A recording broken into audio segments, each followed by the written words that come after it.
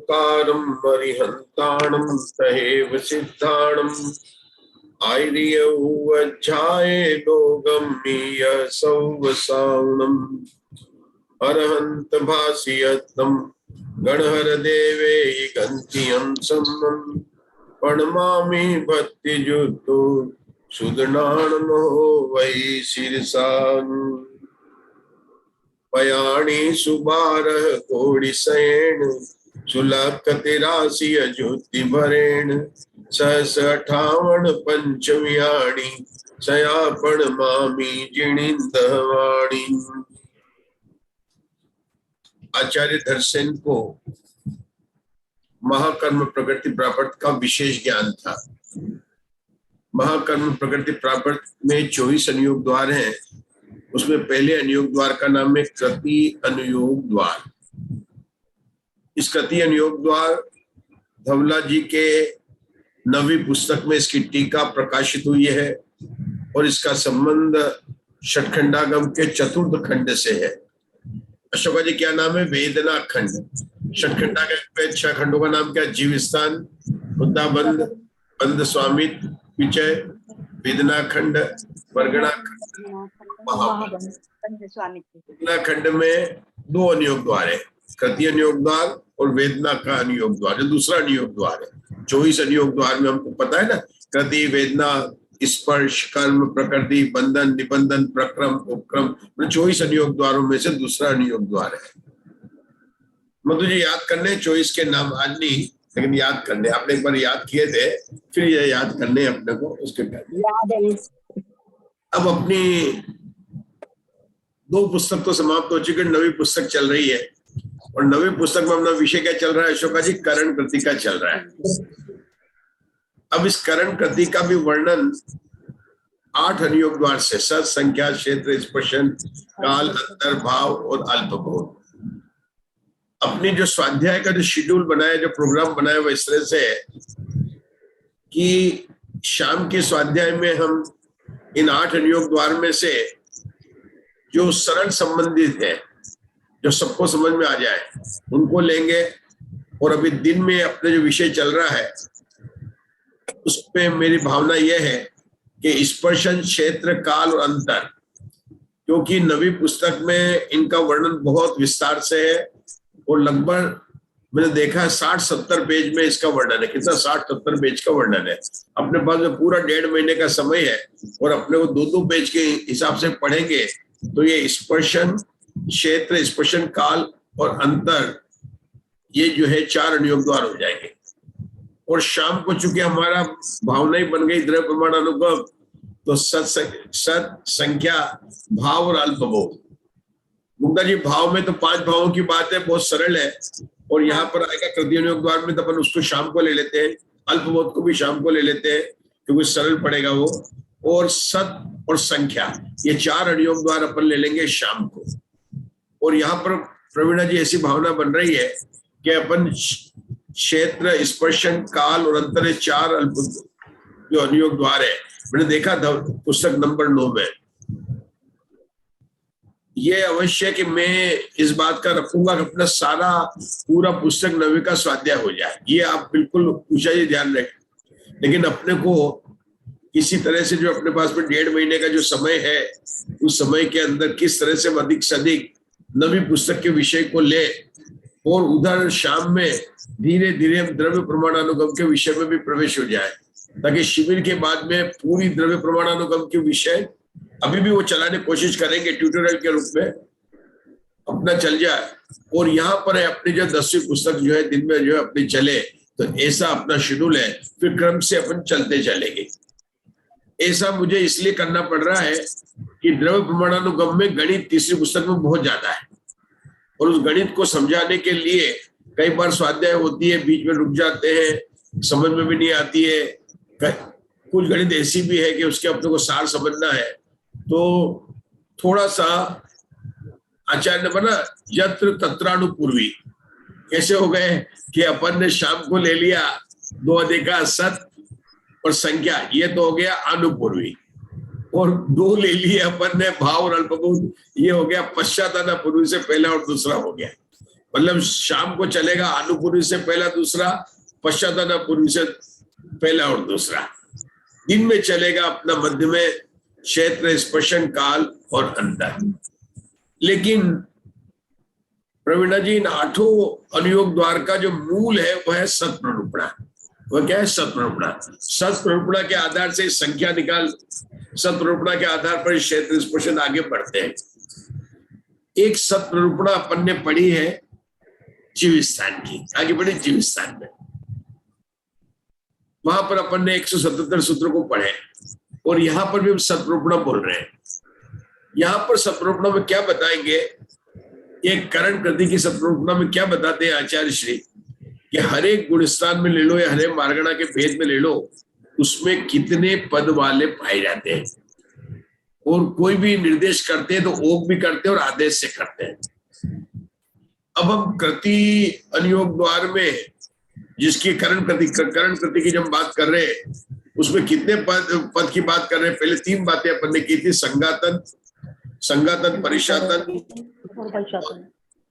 परिशातन।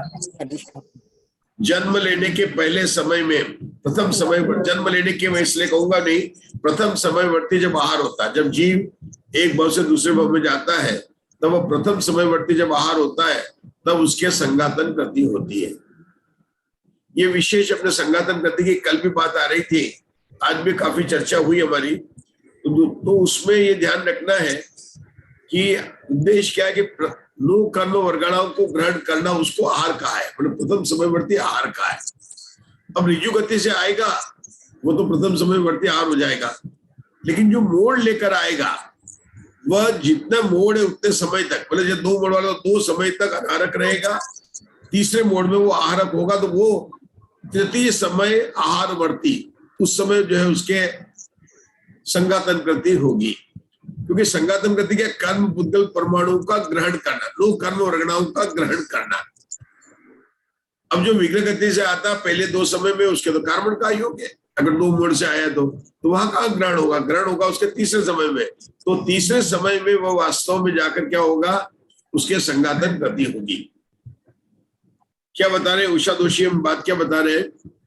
2 जीव है, एक ऋजु गति से आ रहा है, एक विग्रह गति से आ रहा है। विग्रह गति वाला 1 मोड़ वाला हो सकता है, 2 मोड़ वाला हो सकता है, 3 मोड़ वाला हो सकता है।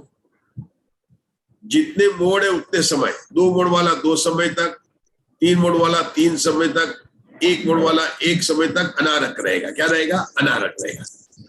और उसके उस अनारक उसके कार्बन का योग है। उसके बाद में वह नो कर्म पर ग्रहण करेगा, अब वो आहारवर्ती कहलाएगा। नो कर्म वर्गणाओं का ग्रहण करना। जो ऋजु गति से आते हैं वह कब आहार ग्रहण करेंगे? इमीडिएटली करेंगे। उनके कार्बन का योग होता ही नहीं है, वो तो सीधा ऋजु गति से आए ना, सीधा उनके सीधा कार्बन का योग होता है और उनके सीधे उस भव की गति का उदय हो जाता है। इधर क्या होता है? जो विग्रह गति में आता है उषा जी, उनके अनुपूर्वी कर्म का उदय है। अभी गति नाम कर्म का नहीं हुआ। अगर वो तिरंज के जाए तो तिरंज गति अनुपूर्वी नाम कर्म का उदय होगा और कार्बन का योग होगा। तुम्हें पता है दोनों बात मतलब। तो जब वह ऋजु गति वाला होगा और पहले समय में आहार ग्रहण करेगा तो उस समय उसका कौन सा योग होगा? 3 प्रकार के योग बताए थे, उपाद योग, एकांतानुवृद्धि और परिणाम योग।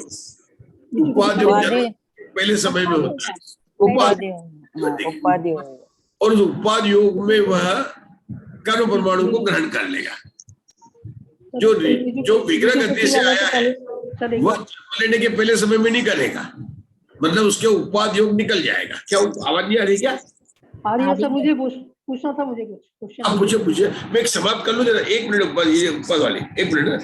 तो जो विग्रह गति से आया है उसके जब वह आहार वर्गणा को ग्रहण करेगा उस समय उसके उपाद योग नहीं होगा, उस समय उसके एकांतानुवृद्धि योग हो जाएगा। सर उल्टा बोला आपने, ऋजु गति वाले के होगा एकांतानुवृद्धि, विग्रह गति वाले के होगा पहले समय में उत्पाद योग। फिर से बात करना, क्या बताएं? देखो, जो जन्म लेने के पहले समय उत्पाद योग होता है, दूसरे समय से लेकर जब तक शरीर पर्याप्त पूर्ण नहीं होती है तब तक उसके एकांतानुवृत्ति होता है। शरीर पर्याप्ति पूर्ण होने के बाद में जीवन भर उसके परिणाम योग होता है। ये 3 योग अपन ने पढ़े जो विघ्न गति से आ रहा है। अब मान लो वो 2 मोड आ रहा था 2 समय तक है, तो पहले समय में जब उसका था तो कर्मण का योग था, तो उसका उपाद योग एक समय का होता था, इसका एकांतानुवृत्ति योग चालू हो जाएगा। कौन सा हो जाएगा? एकांतानुवृत्ति। एकांतानुवृत्ति योग चालू हो जाएगा। कल की बात करें अपन तो कल 5 मनोयोगी और 5 वचन योग की बात कर रहे थे। मनोयोगी मतलब संगी और वचन योगी मतलब त्रसजीव। ये कब होगा? जब शरीर पर्याप्ति पूर्ण हो चुकी है। क्या 5 पर्याप्तियां पूर्ण हो गई उसके। मन पर्याप्ति ना, आहार, शरीर, इंद्रिय पर्याप्ति, भाषा पर्याप्ति, श्वासोश्वास और भाषा पर्याप्ति और मन पर्याप्ति, 6 की 6 पर्याप्ति जब पूर्ण हो जाती है वही तो मन योग, तभी तो मन होगा ना उसके बाद में। उसके पहले तो कौन से योग में होगा कि जो विघ्न गति से आता है वो एकांतानुवृत्ति के अंदर जो है आहार को ग्रहण करेगा। हमें इन बातों को इसलिए देखना है कि हम जो मार्गणा में देखेंगे तो कौन किस समय संघातन गति होती है, किस समय परिशातन गति होती है, इन सब बातों को अपन को थोड़ी सी सावधानी लेकर हम इसका जो है स्वाध्याय करते जा रहे हैं। अब पहले कोई भी निर्देश किया जाता है ओक से निर्देश किया जाता है। अब उषा दोषी ओक से निर्देश करना मतलब 13 पद। जैसे अपन जीव स्थान में क्या कहते हैं? 14 गुण स्थान को ओक कहते हैं। यहाँ पर ओक किसको कहेंगे? 13 पदों को ओक कह देंगे। मतलब ओक में क्या कहेंगे कि औदारिक के 3 पद, वैकृत के 3 पद, आहारक के 3 पद, तो कर्मण के 2, कर्मण के संघातन को छोड़कर संघातन परिशातन और परिशातन ऐसे 4 ले लेंगे तो 13 पद हो गए। ये हो गए सामान्य से, और ये 13 पद होते ही अस्तित्व सत प्ररूपणा यहाँ पर हो गई। क्या हो गई? सत प्ररूपणा हो गई। अब जब इनकी हम अन्य नियोग द्वार में करेंगे तो एक एक मार्गणा और एक एक ओग में लगाएंगे कि इनके वाले जीव कितने क्षेत्र में रहते हैं। क्षेत्र पर स्पर्शन में कि अतीत काल में उन्होंने कितना स्पर्श किया है। हमारे यहाँ पर जब गणन गति चल रहा था तो हमने क्षेत्र के बारे में वर्णन किया था और आप लोगों को बताया था कि क्षेत्र प्ररूपणा में वर्तमान काल को लेकर बात है और स्पर्शन में अतीत और अनागत काल को लेकर बात करते हैं। जहां जहां पर स्पर्शन के सूत्र आते हैं वहां पर पहला बोल वर्तमान काल का होता है और आगे का बोल अतीत काल के समय से होता है और उसका स्पर्श संबंधित बताया जाता है। क्या बताया उषा दोषी? क्षेत्र स्पर्शन में क्या अंतर है? क्षेत्र में वर्तमान काल को लेकर बात की जाती है, स्पर्शन में क्या अतीत और अनागत काल के लिए आता है। जब स्पर्शन की बात करते हैं और अतीत काल को भी लेते हैं तो सामान्य से वहां पर 10 पद मुख्य होते हैं। इन 13 पद की बात नहीं कर रहा हूं, 10 विवक्षा ले लो, उनको 10 विवक्षा ले लो। उनमें से 2 विवक्षाएं विहार को लेकर, स्वस्थान और विहारवत स्थान, स्वस्थान और विहारवत स्थान, 7 समुद्घात और 1 उपपाद। इस प्रकार से 10 विवक्षा को लेकर स्पर्शन की प्ररूपणा की जाती है। वर्तमान काल में रहने का जो स्थान है उसको क्षेत्र कहते हैं। क्षेत्र किसे कहते हैं? रहने के स्थान को क्षेत्र कहते हैं। नारकी जहाँ रहते हैं वहां पर उनका रहने का क्षेत्र है। हमारे विभाजी का क्षेत्र फिक्स नहीं है, सूरत भी है, बेंगलोर भी है, बांसवाड़ा भी है, लेकिन जहां उनके रहने का क्षेत्र है फिर भी जो उनका सूरत ही कहलाएगा उनका स्वस्थान क्षेत्र। बांसवाड़ा और बेंगलोर उनका कहलाएगा, या हम कहीं बाहर दूसरे के जाए तो कहेगा उनका विहारवत स्थान क्षेत्र कहलाएगा। स्वस्थान क्षेत्र से विहारवत स्थान क्षेत्र थोड़ा ज्यादा हो जाता है। और 7 समुद्घात की तरह से लिए थे हमने। समुद्घात के नाम याद है आप लोगों को? वेदना समुद्घात, कषाय समुद्घात, मारणात्मक समुद्घात, वैकृत समुद्घात, आहारक समुद्घात, तेजस समुद्घात, तेजस समुद्घात और केवल। 7 समुद्घात हो गए। बोलिए विभाजी, बोलिए। समुद्घात: वेदना समुद्घात, कषाय समुद्घात, मारणांतिक समुद्घात, वैकृत समुद्घात, तेजस समुद्गात, केवली समुद्गात और नहीं आहारक समुद्गात और केवली समुद्गात। फिर से बोल दो भाई, एक छूट नहीं गया? नहीं छूटा। वेदना समुद्गात, कषाय समुद्गात, मारणांतिक समुद्गात हो गया बराबर। अब कौन सा हो गया? वैक्रिक, आहारक, तेजस और केवली, ये 7 समुद्गात हो गए। कितने हो गए? 7 समुद्गात हो गए। नहीं, वैक्रिक कषाय लिया ना मैं, वेदना कषाय बराबर है। तो इन 7 समुद्गात में और अंत में उपाद में तो क्या होता है कि इसमें क्षेत्र बढ़ जाता है। स्वस्थान से विहारवत क्षेत्र का स्थान ज्यादा होता है, विहारवत का क्षेत्र ज्यादा हो जाता है, और उससे ज्यादा हो जाता है मारणांतिक समुद्गात वगैरह में या केवली समुद्गात वगैरह में, क्योंकि आत्मा के प्रदेश फैलते हैं तो उस हिसाब से क्षेत्र जो है बढ़ जाता है। तो क्षेत्र के स्पर्शन की जब कल्पना करेंगे तो वहां पर ये पद का भी ध्यान रखते हैं। ये बात हमने देखी थी कि कोई पूछे उषा दोषी कि जीव कितने होते हैं, कि जीव संसारी और मुक्त होते हैं। मुक्त जीव कहाँ रहते हैं? कि तनुवात वाले में सिद्धशिला के ऊपर रहते हैं, 1525 धनुष के वहां पर रहते हैं। अब संसारी जीव है, तो संसारी जीव में नारकी है, दिव्यंच है, मनुष्य है और देव है। कस्तूर जी आप बताएंगे देव कहाँ रहते हैं, नारकी कहाँ रहते हैं, मनुष्य कहाँ रहते हैं, तिर्यंच कहाँ रहते हैं? 4 प्रश्न है और आपको बहुत सरल प्रश्न है, तो आपको उत्तर आएगा नारकी अधोलोक में रहते हैं, मनुष्य और तिर्यंच मध्यलोक में रहते हैं और देव ऊर्ध्वलोक में रहते हैं। सामान्य की अपेक्षा, पहले सामान्य कथन किया, विशेष इतना है यद्यपि ये कहा जाता है कि देव ऊर्ध्वलोक में रहते हैं, लेकिन देव मध्यलोक में भी रहते हैं और अधोलोक के खर और पंख भाग में भी रहते हैं। तो चिता पृथ्वी के खर भाग में और पंख भाग में भी रहते हैं। 10 प्रकार के भवनवासियों में से 10 प्रकार के 9 प्रकार के भवनवासी कहाँ पर रहते हैं? खर भाग में, और एक रहता है पंख भाग में। इसी प्रकार के व्यंतरों में 8 में से 7 ऊपर रहते हैं और एक नीचे, जो पिशाच नाम का है वो नीचे जो है रहते हैं, मतलब अधोलोक में रहते हैं। और उनके भवन भी है, भवनवासियों को तो 7 करोड़ 72 लाख भवन है, अकत्रित चैत्यालय है।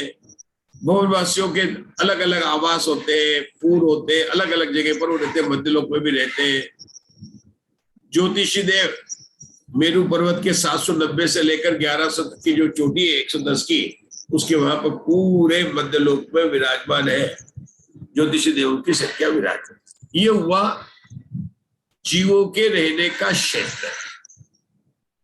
लेकिन हम जो बात करते हैं वो करते हैं गुणस्थान और मार्गणा स्थान में। अब यहाँ पर जीव को 2 भागों से बांटा। उषा दोषी क्या बांटेंगे? मिथ्या दृष्टि और सम्यक दृष्टि। अगर अपने कहा तो सब आ गए, क्योंकि वो सब जीव को कवर करना है, जैनी और अजैनी, मिथ्या दृष्टि और सम्यक दृष्टि। अब मैं आप लोगों से पूछता हूँ कि मिथ्या दृष्टि जीव कहाँ रहते हैं? सर्वलोक में रहते हैं। बहुत बढ़िया। क्यों रहते हैं सर्वलोक में? क्योंकि उसमें एक इंद्रिय आ गए। उसमें क्या आ गए? एक इंद्रिय आ गए। और सम्यक दृष्टि जीव कहाँ रहते हैं? सम्यक दृष्टि जीव होंगे तो नियम से त्रस्त नाली के अंदर रहेंगे, वो सर्वलोक में नहीं रहेंगे, फिर लोक के असंख्यात भाग में रहेंगे। कहाँ पर रहेंगे? लोक के असंख्यात भाग में। क्योंकि लोक तो बहुत बड़ा है। कितना बड़ा? 343 घन राजू है। लोक कितना बड़ा है? 343 घन राजू है। और त्रस्त नाली तो कितनी? 14 राजू उतंग है, 1 राजू चौड़ी और 1 राजू उसकी जो है, तो तीनों बनाएंगे तो 14। तो कितने रहेंगे? लोक के असंख्यात भाग में त्रस्त रहते हैं। ये भी कह सकते थे कि मिथ्या दृष्टि की जगह पर हमने जीव को 2 भागों में बटाया, संसार जीव को त्रस्त और स्थावर। स्थावर को अपन लेंगे तो सर्वलोक में रहेंगे, तो स्थावर में सूक्ष्म आ गए।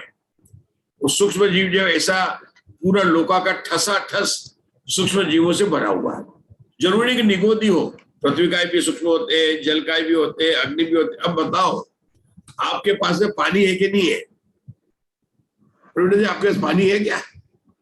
आपको लग रहा है मेरे को जल में कह रहा हूँ, जल का ही जीव आपके पास पड़े हुए हैं। अग्निकाय, सूक्ष्म जल का सूक्ष्म अग्निकाय जीव आपके चारों तरफ है। आपको गर्मी लग रही है क्या? लग रही है ना।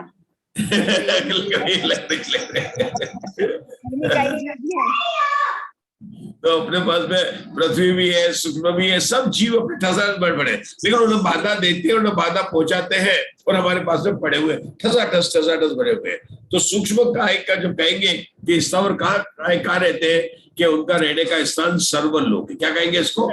सर्वलोक। लेकिन जब अपन कहेंगे त्रसजीव का रहते हैं कि कुछ अपवाद को छोड़कर, कुछ अपवाद को छोड़कर, क्या जब वो मरणांतिक समुद्रात करे, कोई त्रसजीव है और मरण करके स्थान उत्पन्न होता है तो मरणांतिक समुद्रात करेगा, तो अभी उसकी त्रस की आयु चल रही है और वो त्रस नाली से बाहर जहां पर जन्म लेना वहां जाएगा, तो इसको कहते हैं अपवाद। क्या इसको क्या कहेंगे? अपवाद। बोले यहां से जाएगा तो बाहर जाएगा, इसको अपन अपवाद कहते हैं। वहां पर त्रस रहते हैं। सामान्य से त्रस कहाँ रहते हैं? त्रस नाली में। त्रस नाली नाम भी ये पड़ा हुआ है, और त्रस नाली 14 राजू है। और हमें पता था कि नरक जो है कहां पर है, कि नीचे 6 राजू में 7 नरक है। तो वो 7वां नरक 6 बटे राजू है, तो काम अगर वहां का जीव आकर मध्यलोक में आएगा तो कितना आ जाएगा? 6 राजू आएगा। तो आचार्य ने उसको बोलते क्षेत्र कितना कर गया? 6 बटे 14। छठे नरक का कितना हो जाएगा? 5 बटे 14। 5वें नरक का इससे 4 बटे 14। बोले इस तरह से क्षेत्र की बातें जो है हर जगह पर कैलकुलेट करते रहते हैं। जब लोक की बात बताते हैं तो ये बताते हैं कि इस लोक को आचार्य 5 अलग अलग माप बता लेते हैं, जैसे चम्मच, कटोरी, गिलास, तपेली और बाल्टी। हो गया ना? अलग अलग हो गया है ना। अब अगर कहेंगे कि कितना पानी है तो कि 1 बाल्टी है। कितना तपेली हुआ कि 1 बाल्टी में 4 तपेली आती है, तो 4 तपेली पानी है। 1 बाल्टी में कितना पानी है? 4 तपेली पानी है। गिलास कितना है कि 150 गिलास आता था, तो 150 गिलास हमारी बाल्टी में पानी है। और चम्मच की माप करें कितना हो जाएगा? 7332। मतलब ऐसे बताया मैंने, गिना नहीं है, ऐसे बता दिया आपको। मतलब इतने पहले बहुत ज्यादा चम्मच आ जाएंगे। तो कौन कितना भाग है? तो आचार्य ने क्षेत्र प्ररूपणा में गणित करने में लोक को 5 भागों में बांटा। एक का नाम है सामान्य लोक। क्या नाम है? सामान्य लोक। कितना बड़ा? 343 घन राजू का है।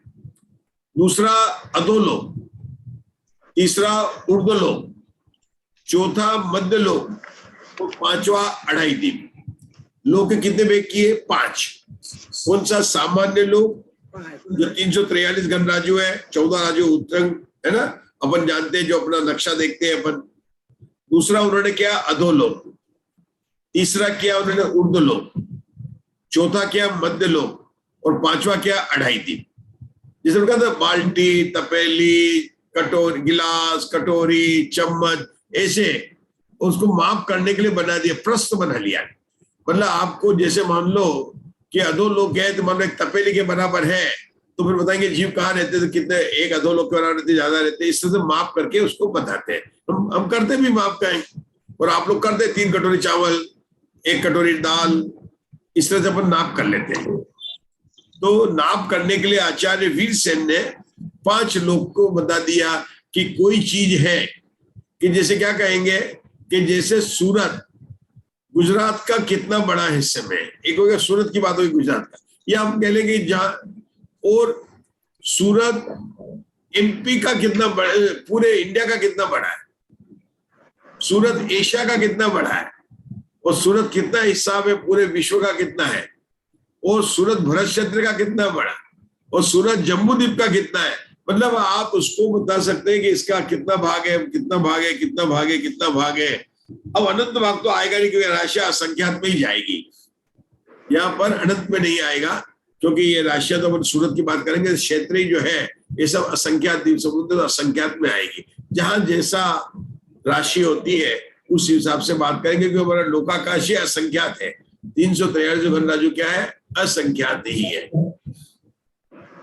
तो 13 पदों में और क्षेत्र की परिकल्पना करनी है हमको, तो हम सामान्य से पढ़ते हैं और हम आपके आगे बढ़ते हैं। पढ़िए उषा दोषी। क्षेत्रानुगम से भोग और आदेश की अपेक्षा। एक प्रश्न है वो मैं लिखना भूल गई। इसकी विवक्षा 10 पद से की है, आपने बताया ना स्पर्शनों के क्षेत्र द्वारा, तो सात समुद्र 10 पद बताए थे आपने, 7 समुद्रघात 7 समुद्रघात, लास्ट वाला उपवाद, स्वस्थान और विहारवत स्थान। स्वस्थान और विहारवत स्थान। स्वस्थान में जैसे कि आप बड़ौदा में रहते हैं तो बड़ौदा में कहीं भी जाएंगे स्वस्थान कहलाएगा, लेकिन बड़ौदा को छोड़कर कहीं दूसरी जगह जाए, आप शिखर जी जाए, कहीं भी जाए, मतलब उस बड़ौदा को छोड़ के तो आपको विहारवत स्थान हो जाएगा। सूरत से बाहर निकले तो इनका विहारवत स्थान हो जाएगा। अपने जहां पर रहने का ना वर्तमान में, जहां पर अपन कहते हैं पोस्टल एड्रेस दीजिए, आप अपना पोस्टल एड्रेस, तो जो जिसका पोस्टल एड्रेस देते हैं उस क्षेत्र में आप कहीं भी जाए, मंदिर जाए, बाहर जाए, सब्जी लेने जाए, तो वो सब आपका कहलाएगा। लेकिन बाकी जगह पे जाएंगे तो विहारवत स्थान कहलाएगा। समुद्रघात तो हम जानते हैं, मारणाधिक समुद्रघात वगैरह जैसे फैलते हैं उस हिसाब से हम बात करते हैं। ठीक है, तो अब हम आगे पढ़ेंगे। उषा दोषी पढ़ना जरा। पेज संख्या कितनी है सर? ये पेज नंबर है 374। क्षेत्रानुगम से ओग और आदेश की अपेक्षा पड़ी। क्षेत्रानुगम से ओग और आदेश की अपेक्षा निर्देश 2 प्रकार है। उनमें ओग की अपेक्षा औदारिक शरीर की संघातन व संघातन परिशातन कृति तथा तेजस व कार्मण शरीर की संघातन परिशातन कृति युक्त जीव कितने क्षेत्र में रहते हैं? उक्त जीव सब लोक में रहते हैं। औदारिक शरीर की परिशातन कृति युक्त जीव कितने क्षेत्र में रहते हैं? लोक के असंख्यात भाग में, असंख्यात बहुभाग में अथवा सर्वलोक में रहते हैं। वे क्रिय शरीर और आहारक शरीर के तीनों पद युक्त जीव कितने क्षेत्र में रहते हैं? लोक के असंख्यात भाग में रहते हैं। इस प्रकार तेजस शरीर और कार्मण शरीर की परिशातन कृति वाले जीवों का कथन करना चाहिए। ये क्या प्ररूपणा हुई? ओग से प्ररूपणा हुई। अपन समझेंगे, सब समझ में आने वाला है।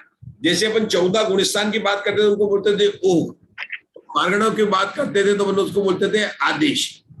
यहाँ नीचे अब आगे चलेगी, नरक गति की बात करेंगे, उसको आदेश। लेकिन अभी नरक गति की बात नहीं की उन्होंने बात की ओग प्ररूपणा की। किसकी बात की उन्होंने? ओग प्ररूपणा की। और पद कितने? अपने 13 पद है। औदारिक शरीर के 3 पद, वैकृक शरीर के 3 पद, आहार शरीर के 3 पद, तेजस के 2 पद और उसके 2। अब देखो, क्षेत्र की बात करते हैं तो एक तो ये है कि एक आदमी आपको, मतलब जैसे घर में जगह देना है तो एक आदमी मान लो कितनी जगह रहता है। आप मतलब कोई मेहमान आ रहे हैं तो आप कहेंगे कितनी जगह चाहिए अपने को, एक आदमी कितनी जगह चाहिए, तो उसके हाइट के हिसाब से बच्चा है कि छोटा है कि बड़ा है उस हिसाब से भर गए। लेकिन दूसरा क्या बात होगा, कितनी जगह चाहिए, कितने आदमी आने वाले हैं। 2-4 आ रहे तो ठीक है, लेकिन आपको रूपा जी कहेंगे पूरी के पूरी जो है ऑनलाइन संत स्वाध्याय मंदिर के 100 आदमी जो है वो रश्मि जी लेकर आ रही है, तो कहते भैया मेरे लिए उसके लिए तो मुझे अलग से धर्मशाला बुक करनी पड़ेगी। करना पड़ेगा ना, कि खाना तो खिला देंगे लेकिन धर्मशाला बुक करनी पड़ेगी अगर पूरा स्वाध्याय मंडल आ रहा है तो करना पड़ेगा आपको। तो 2 चीज हो जाती। क्या हो जाती, मैं क्यों बता रहा हूं, कितने लोग हैं और कितना स्थान ग्रहण करते हैं।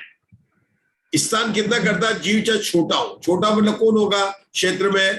निकोदय जीव, घनांगुल का असंख्यात हुआ, सूक्ष्म लब्धि या पर्याप्त जीव, इसकी जगन्य उगाना थी अपनी, वो कितना जगह, कम से कम जगह घेरेगा। और सबसे बड़ा जगह कौन घेरेगा? अश्वमेध का 12.5 करोड़ घन योजन का महामत्स्य वो घेरेगा। अब आपको ये कहते हैं कि 5000 महामत्स्य आ रहे हैं और 5000 घनांगुल के असंख्यात विभाग विष्णु आ गए, तो आपको कहाँ परेशानी होगी? अगर घनांगुल के 5 क्या 50 आ जाए तो हमारे कमरे में वो जो है कहीं भी बैठ जाएंगे, आजा तो कोई फर्क नहीं, मुझको फर्क नहीं पड़ता, खेल लेंगे, एक में सब ले जाएंगे। लेकिन अगर एक मत्स्य भी आ गया तो हमारा सूरत भी कम पड़ जाएगा, बम्बई भी कम पड़ जाएगा, पूरा इंडिया कम पड़ जाएगा। बहुत बड़ा है बेटा। आप देखिए ना कि 1,01/190 आता है तो वो महामत्स्य आ गया तो उसके लिए हो गया। तो यहाँ पर कितने करेंगे कि कितने जीव आ रहे हैं और उनकी अवगाहना कितनी, थोड़ा उसका आइडिया होना चाहिए, थोड़ा उनका आइडिया आना चाहिए। ये मतलब क्षेत्र में अपन ने पहले भाग में जब पढ़ा था ना, वहां भी आया था कि अवगाहना से उसकी जो है कितने नंबर के पीपुल है उससे गुणित करेंगे तो क्षेत्र निकलेगा, क्षेत्र निकलेगा। मैं क्या बोल रहा हूं, हम सबसे पहले लेते हैं औदारिक शरीर की संघातन गति। कौन से लेते हैं? औदारिक शरीर की संघातन। और दूसरे नंबर पर लेते हैं संघातन और परिशातन। तीसरे नंबर पर है औदारिक शरीर की परिशातन।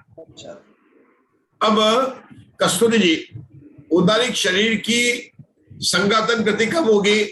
जब मनुष्य और तिर्यंच, क्यों औदारिक शरीर किसके होता है? मनुष्य और तिर्यंच। एक तो आप लोग घबराए, मैं इतना धीरे और इतना सरल से लेंगे अशोका जी कि समझ में आ जाएगा। अब ये पढ़ा ना, ये क्या होता है, अपने को एक दो दिन लगेंगे उस विषय को पक्का कर, फिर अपनी गाड़ी बढ़ेगी। क्योंकि अभी पढ़ रहे अपन तो औदारिक शरीर की बात कर रहे हैं, तो हमें पता है कि औदारिक शरीर किसके होता है? मनुष्य और तिर्यंच। तो ये तो बात पढ़ के हम देव और नारकी की बात नहीं कर रहे हैं।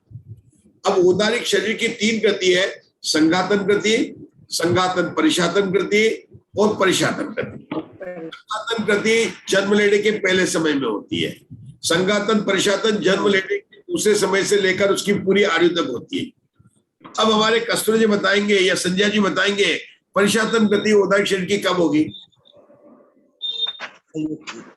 हाँ बताइए। आयोग केवली के परिशातन गति का मतलब क्या हुआ कि केवल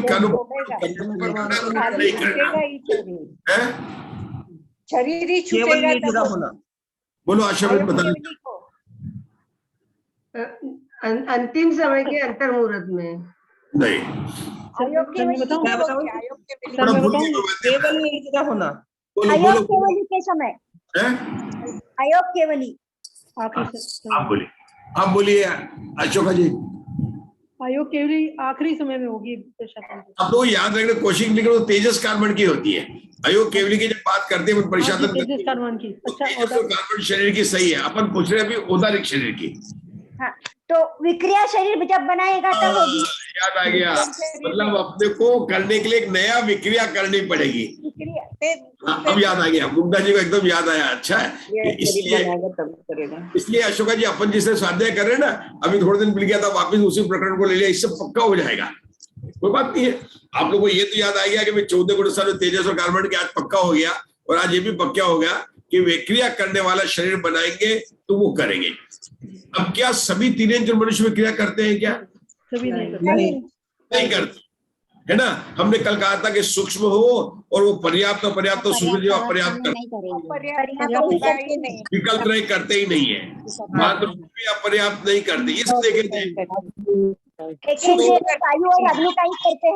हाँ, अग्नि और वायु का ही करते हैं, अपन मनुष्य में भी करते हैं, पंचेंद्रिय भी करते हैं, विकल्प रहे नहीं करते। पंचेंद्रिय करते हैं, पंचेंद्रिय तिर्यंच भी करते हैं, और बादल और वायु का जीव करते हैं। ये परिशातन गति का जो पद है उनमें घटित होगा, बाकी में घटित नहीं होगा, नहीं घटित होगा, ठीक है ना। अब यहाँ पर औदारिक शरीर तेजस का वायु और अग्नि का एक में घटित होगा परिशातन। हाँ, क्या प्रश्न है? परिशातन वायु का एक और अग्नि का एक में घटित होगा। बिल्कुल, अगर पर्याप्त है तो घटित करेंगे, विक्रिया करेंगे तो सब नहीं करेंगे, जो करेंगे उनमें घटित होगा। जो करेंगे लेकिन जो मनुष्य तिर्यंच करेंगे उनके भी घटित होगा। पंचेंद्रिय भी करेंगे, विकल्प रहे नहीं करते, अपन देखा ना, सूक्ष्म नहीं करते, जो करते उनके घटेगा। लेकिन संघातन औदारिक शरीर की संघातन गति किसको घटेगी? तिर्यंच और मनुष्य को जो जन्म लेते हैं। अब तिर्यंच की बात करो, संख्या उनकी ज्यादा है क्योंकि तिर्यंच की ज्यादा है। एक समय में कितने तिर्यंच जन्म लेते होंगे? और निगोद में अनंत जीव एक समय में जन्म लेते हैं और मरते हैं, अनंत अनंत रहते हैं। तो ये जीव कौन से हो गए? अनंत हो गए। कितने हो गए ये? अनंत हो गए। और हमें पता है कि अनंत जीव लोकाकाश में, तिर्यंच का पूरे लोकाकाश में भरे पड़े हैं। तो आप ये बताइए कि औदारिक शरीर की संघातन गति करने वाले कितने तिर्यंच हो गए कि अनंत हो गए? मतलब कितने जीव हो गए? अनंत हो गए। और कितने क्षेत्र में रहते हैं कि सर्वलोक में रहते हैं, क्योंकि पूरा लोक उनसे भरा हुआ है। केंद्रीय अभी इंद्रिय मार्गण तो बात नहीं कर रहे हैं, हम बात कर रहे हैं सामान्य ओपड़ा कर रहे हैं। यह मार्गण नहीं चल रही, गति इंद्रिय का योग वेद। आपको चिंता नहीं करने का कि मनुष्य गति की बात कर दी, तो बताने के लिए कि औदारिक शरीर की संघातन गति मनुष्य और तिर्यंच को होगी, लेकिन सामान्य से कथन करेंगे तो औदारिक शरीर की संगातन गति करने वाले अनंत जीव होते हैं और उनका क्षेत्र कितना होता है? सर्वलोक होता है। किंतु 43 घन राजू में सर्वलोक होता है। इसी जघन्य तरह में आएगी ना, जघन्य संघातन कृति, है, जघन्य संघातन कृति में आएगी ना अभी ये। जगन्य की बात नहीं करनी, अभी जगन्य तो वो चला गया, स्वामित्व बात नहीं, करे कि नहीं करे, कर रहे कि नहीं कर रहे, अपने क्षेत्र के निकाले ना, अभी अपने उसकी बात नहीं करते ना, अभी नहीं करते। तो अब संगातन परिशातन करने वाले औदारिक शरीर वाले क्या होंगे? क्या जो निगोदय जी भले उनके अंतर्मुख की आयु है, जन्म लेने के पहले समय से दूसरे समय तक, चाहे अंतर्मुख कितने समय है, उनकी संगातन भी होगा, परिशातन भी होगा, तो वो जीव भी कितने हो गए? अनंत हो गए, उनका क्षेत्र भी सर्वलोक हो गया। तो अब मैं आपसे प्रश्न पूछ रहा हूँ विभा जी, औदारिक शरीर वाले ऐसे कौन से हैं, उनके कौन से पद हैं जिनका क्षेत्र सर्वलोक होता है? केवली पद, ये औदारिक नहीं, केवली नहीं, अभी केवली में नहीं जा रहे अपन इनमें जा रहे हैं। केवली में संगातन वाले नहीं लेने अपन संगातन परिशातन घटेगा। अपन यहाँ पर संगातन को लेंगे सर, संगातन और परिशातन, अभी गति मार्गणम नहीं जा रहे हैं हम, गति मार्गणम हम ओग में जा रहे हैं अभी आने वाले, मतलब अपन ने बिल्कुल आने वाले। तो इसको फिर से पढ़ेंगे, पढ़ना आप मुग्धा जी, आप पढ़ना, फिर से पढ़ेंगे ओग वाले को। हाँ, क्षेत्रानुगम की अपेक्षा से ओग फिर से पढ़िए, क्षेत्रानुगम से। क्या अशोक जी तैयार हो? तैयार हो अशोक जी? तैयार है? क्षेत्रानुगम से ओघ और आदेश की अपेक्षा निर्देश दो प्रकार का है। उनमें ओघ की अपेक्षा औदारिक शरीर की संघातन व संघातन परिशातन कृति तथा तेजस व कारमान शरीर की संघातन परिशातन कृति युक्त जीव कितने क्षेत्र में रहते हैं? उक्त जीव सब लोक में रहते हैं। रुक जाएंगे। तो यहाँ पर जो सर्वलोक में रहने वाले जीवों का जिनका क्षेत्र है, उनके 4 लोगों को लिया। औदारिक शरीर की संघातन गति करने वाले, औदारिक शरीर की परिशातन गति करने, संघातन परिशातन गति करने वाले 2। तीसरा उन्होंने कहा तेजस और कार्बन अनादिकाल से संबंध है, तो संघातन परिशातन तो सब जीवों के चलती रहती है, तो वो लोग भी सर्वलोक में रहते हैं। तो तेजस शरीर के संघातन परिशातन वाले, कार्बन शरीर के संघातन परिशातन वाले, औदारिक शरीर के संघातन परिशातन वाले 3 तो ये हो गए, और चौथा हो गया औदारिक शरीर की संघातन कृति करने वाले जीव सर्वलोक में रहते हैं। ये क्षेत्र परिकल्पना का पहला पार्ट हो गया। क्षेत्र परिकल्पना का पहला पार्ट क्या हो गया? ये हो गया। अब जैसे अपन अलग अलग लिस्ट बनाते हैं, तो कैसे बनाते हैं? कई बनाते हैं असंख्यात वाले जीव बनाते हैं, अनंत वाले बनाते हैं, उनकी अलग से लिस्ट बनाते हैं, जो संख्यात है उनकी लिस्ट अलग बनाते हैं। जैसे हम बोलते हैं ना, जिनमें केवली पद पाया जाता है सब संख्यात होते हैं, जैसे अपगत वेदी, अकशाई, क्षीण कशाई, केवल ज्ञानी, केवल दर्शनी, ये जीव कितने होंगे? संख्यात होंगे। ये कितने होंगे? संख्यात होंगे। यहाँ हमारा क्या चल रहा है अशोका जी? क्षेत्र परिकल्पना चल रही है। तो यहाँ पर हमें क्या क्या देखना पड़ेगा कि कौन से जीव है जो लोक के असंख्यात भाग में रहते हैं, कौन से हैं जो कि सारे लोक में रहते हैं, कौन से ऐसे जो लोक के असंख्यात भाग, मतलब कितने भाग में रहते हैं, और जहां जहां समानता होगी उनकी अपेक्षा से हम उनको इकट्ठा कर लेंगे। तो यहाँ पर उन्होंने सर्वलोक में रहने वाले जीव को इकट्ठा किया। ओग की बात चल रही, उषा दोषी किसकी चल रही? ओग की। ओग में पद कितने? 13। ओग में पद कितने? 13। जैसे हमने 14 गुणस्थान की बात करें तो उसको ओग बोलते हैं। यहाँ 13 पदों की बात करने में अपन ने अभी 4 पदों की बात कर ली।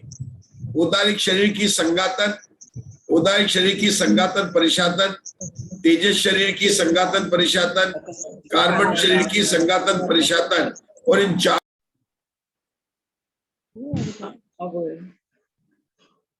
तो कितने पद की बात चल रही है अपनी? कि 4 पद की तो बात बता दी। औदारिक शरीर के संघातन, औदारिक शरीर की संघातन परिशातन, तेजस शरीर की संघातन परिशातन, कार्बन शरीर की संघातन परिशातन, 13 में से इन 4 पदों का क्षेत्र कितना है? सर्वलोक है। अब बचे कितने? 9 बचे। उस 9 में से औदारिक शरीर की परिशातन कृति, वैक्रिक शरीर की संघातन परिशातन, संघातन परिशातन, और आरक शरीर के भी 3। इन 7 का, क्योंकि क्या है कि जब औदारिक शरीर की करेंगे उस समय बनेगा, उस समय वैक्रिक शरीर जब बनाएगा विक्रिया करके, तो वैक्रिक के भी घटेंगे और औदारिक के भी घट जाएंगे। हमने स्वामित्व रूपणा में देखा था उसको। तो इन पांचों का क्या हो गया? वीडियो बंद हो गया है, लेकिन ये विक्रिया है, आपका वीडियो बंद हो गया। कैसे आवाज आ रही है। पता नहीं। हाँ, वैक्रिक शरीर का कैसे हो रहा है पता नहीं। ठीक है, विक्रिया करने वाले, अब विक्रिया करने वाले जीव सब तो नहीं करेंगे, कुछ लोग नौकरी भी जाएंगे, कुछ काम भी करेंगे, सब थोड़े घूमेंगे, मतलब सारे दिन कहेंगे ना, और सब तरह के विक्रिया करने वाले बहुत कम जीव होंगे, मतलब ऐसा नहीं है। तो उनको सर्वण नहीं कह सकते, वो करते होंगे, उसको क्या लिया, लोग के असंख्यात विभाग का ग्रुप बन गया लोग के असंख्यात विभाग का ग्रुप बन गया। इस तरह से अपने को विचार करना। और देखते हैं, अपन पढ़ते हैं इसको। चलिए अभी अशोका जी पढ़ेंगे, इसी पढ़ेंगे आपको फिर से पढ़ेंगे अशोका जी। क्षेत्रानुगम से ओघ और आदेश की अपेक्षा निर्देश दो प्रकार है। उनमें ओघ की अपेक्षा औदारिक शरीर की संघातन व संघातन परिशातन गति तथा तेजस व कार्बन शरीर की संघातन परिशातन गति युक्त जीव कितने क्षेत्र में रहते हैं? उक्त जीव सब लोक में रहते हैं। औदारिक शरीर की परिशातन गति युक्त जीव कितने क्षेत्र में रहते हैं? लोक के असंख्यात विभाग में, असंख्यात बहुभाग में अथवा सर्वलोक में रहते हैं। वैक्रियक शरीर और आहारक शरीर के तीनों पद युक्त जीव कितने क्षेत्र में रहते हैं? लोक के असंख्यात विभाग में रहते हैं। इसी प्रकार तेजस शरीर और कार्बन शरीर की परिशातक गति वाले जीवों का कथन करना चाहिए। मतलब इसी प्रकार में क्या होगा, वो भी लोक के असंख्यात विभाग में रहते हैं। कितने रहते हैं?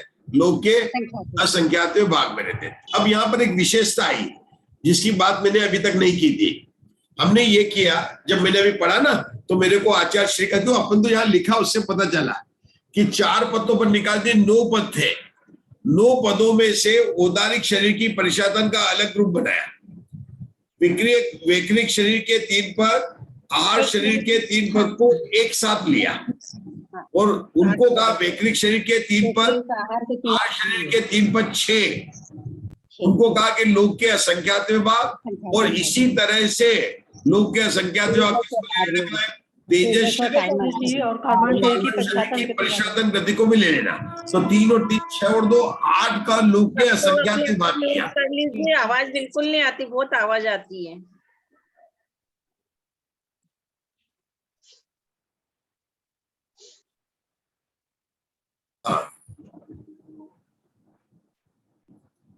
लीजिए, आप वो हम सबको डांट रही थी पीछे से, हम बोल पढ़ते हैं ना सब, तो म्यूट कर दिया, सबको म्यूट कर दिया, इसलिए ठीक है। तो यहाँ पर आचार्य ने 9 पदों में से औदारिक की परिशातन का अलग ग्रुप बनाया, बाकी 8 का एक ग्रुप बनाया। बाकी 8 का क्या कहा? लोक के असंख्यात विभाग। लेकिन औदारिक शरीर के उन्होंने परिशातन गति घटित करने में 3 बोल बना दिए। कितने बोल बना दिए? 3 बोल बना दिए। और वो तीनों बोल कौन से हो गए? लोक के असंख्यात विभाग, बहुभाग और सर्वलोक। तो ये उषा तो जब इससे 3 बोल बने तो केवली समुद्घात की अपेक्षा आ जाती है। किसमें आ जाती है? केवली समुद्घात की अपेक्षा आ जाती है। क्या होता है कि केवली समुद्घात में तो औदारिक शरीर की परिशातन गति केवली समुद्घात में घटित होती है। कहाँ पर घटित होती है? केवली समुद्घात में घटित होती है। ये ध्यान रखना। ये बात जब आएगी विशेष में बताऊंगा। औदारिक शरीर की कब होती है मुग्धा जी? सामान्य संयोग केवली के घटित नहीं होती है। संयोग ये बहुत सूक्ष्म बात है, इसका आपको स्पष्टीकरण भी नहीं मिलेगा, कहीं भी किसी के नहीं मिलेगा। लेकिन मैं आपको बताता हूं, ये जो बोल रहे स्पष्टीकरण कैसे बता रहा हूं मैं, क्योंकि जहां पर आएगा तब वो कहेंगे कि 3 समय तक केवली समुद्घात में अनारक अवस्था होती है, प्रतर के 2 समय और लोक पूर्ण के 1 समय। तो उस समय उनके औदारिक नहीं होता, अनारक हो, तो उस समय उनकी 3 समय की लेनी चाहिए औदारिक शरीर की परिशातन गति। ठीक है ना, कोई बात नहीं। ये हो क्यों रही है वहां पर? क्योंकि केवली समुद्घात में लोक पूर्ण अवस्था में आत्मा के प्रदेशों का समयोग हो जाता है। सपना सार में देखना, सपना सार में जो पश्चिम स्कंद अधिकार है अंत का, वहां पर ये बात आती है योग निरोध करण में। जब आवर्जित करण करके केवली जो आगे बढ़ते हैं तो लोक पूर्ण समुद्घात में समयोग हो जाता है। आप लोग उसके डिटेल में नहीं जाना है। समयोग हो जाना मतलब क्या है कि आत्मा के सभी प्रदेशों में समान योग हो जाता है। अयोग केवली के क्या होता है, योग ही नहीं होता, कंपनी नहीं होता है। संयोग केवली के समुद्घात के लोकपूर्ण अवस्था में क्या होता है, समान कंपन होता है, समान योग होता है। ये बात आई है। तो वहां पर भी उन्होंने परिशातन गठित की है। जहां पर भी आएगा मैं आपको फिर याद दिलाऊंगा कि कैसे आया, लेकिन यहां से ही पता चल रहा है कि आचार्य श्री ने यहाँ पर एक दूसरा पद लिया ना, मैं बताऊं क्या, लोक के असंख्यातवें भाग में, ये स्वस्थान की अपेक्षा से असंख्यात बहुभाग में, ये प्रतर मतलब वात वलय में जब तक प्रदेश नहीं फैले तब तक असंख्यात बहुभाग है, और सर्वलोक है जब उनके आत्मा के प्रदेश सर्वलोक में हो गए। ये तीन पद अपने को ध्यान में बिठाना है कि केवली भगवान जब समुद्घात करते हैं, जब वो स्वस्थान केवली होते हैं या दंड या कपाट में होते हैं, तब तक उनके लोक का संख्यात्वा भाग क्षेत्र होता है। जैसे ही उनका क्षेत्र प्रतर समुद्घात में केवल वात वलय को छोड़कर संपूर्ण लोक में फैल जाता है, तब वह लोक का असंख्यात बहुभाग हो जाता है प्रतर में। और जब संपूर्ण लोक में फैल जाते हैं तब सर्वलोक हो जाता है। इस तरह से केवली समुद्घात के तीन पद हो गए अशोका जी। क्या संयोग केवली भगवान के तीन पद हो गए, लोक का असंख्यात भाग, असंख्यात बहुभाग, सर्वलोक। असंख्यात बहुभाग कब है, जब केवली भगवान अभी वात वलय में उनके प्रदेश नहीं फैले, तब उनका कितना होगा, असंख्यात बहुभाग। जब वात वलय में उनके प्रदेश फैल जाएंगे तब सर्वलोक हो जाएगा। संध्या जी, संध्या जी ठीक है, नोट हो गया, वेरी गुड। ये बात अपन ने ओग में बता दी, 13 पदों की बताई है। आगे पढ़ना अपने को, लेकिन पढ़ेंगे अब। आप पढ़िए अशोका जी आगे का। नरक गति में अशोका जी, नरक गति में नारकियों में व्यक्रियक शरीर की संघातन प्रति और संघातन परिशातन प्रति वाले जीव तथा तेजस और कार्मान शरीर की संघातन परिशातन प्रति वाले जीव कितने क्षेत्र में रहते हैं। लोक के असंख्यात भाग प्रमाण क्षेत्र में रहते हैं। इसी प्रकार सातों पृथ्वियों में और सब देवों में जानना चाहिए। अब आपको ही बताना है, नारकियों में 13 में से कितने पद की बात कर रही है, उन्होंने समाप्त कर दिया। आगे तीन गति शुरू हो गए। पद कितने, व्यक्रियक शरीर की उन्होंने संघातन गति ली और संघातन परिशातन गति। किन के बताना आपको, 3 औदारिक के, 3 वैक्रिक के, 3 आहारक के, 2 तेजस के, 2 कार्बन के, 13 पद होते हैं। नारकियों में उन्होंने कितने पद की बात की, नारकियों में उन्होंने व्यक्रियक शरीर की संघातन गति ली और संघातन परिशातन गति ली, क्योंकि वहां पर तो परिशातन गति तो होती लिया। नहीं, मैंने कितने बोले आंसर होती है, 5, 7, 4, 3, 2 कितने लिए, नहीं आगे और देखो, तेजस और कार्बन के भी लिए कुछ। हाँ एक जी, आगे। हाँ, तेजस और कार्बन शरीर की संघातन और परिशातन गति वाले जीव। तो एक तेजस की तो संघातन परिशातन, एक कार्बन की संघातन परिशातन, वैक्रिक शरीर की संघातन, वैक्रिक शरीर की और संघातन परिशातन, 4 पद लिए हैं। संघातन और एक लिए संघातन। तो कितने पद लगे, उंगली से बता दीजिए कितने पद लिए, 4 पद लगे सर। कितने नहीं लिए, 9 नहीं लिए, 9 नहीं लिए। अब एक एक करते हैं अपन के। नारकियों कौन से वैक्रिक शरीर है, अपना परिशातन गति कब घटती है, जब वो विक्रिया करता है।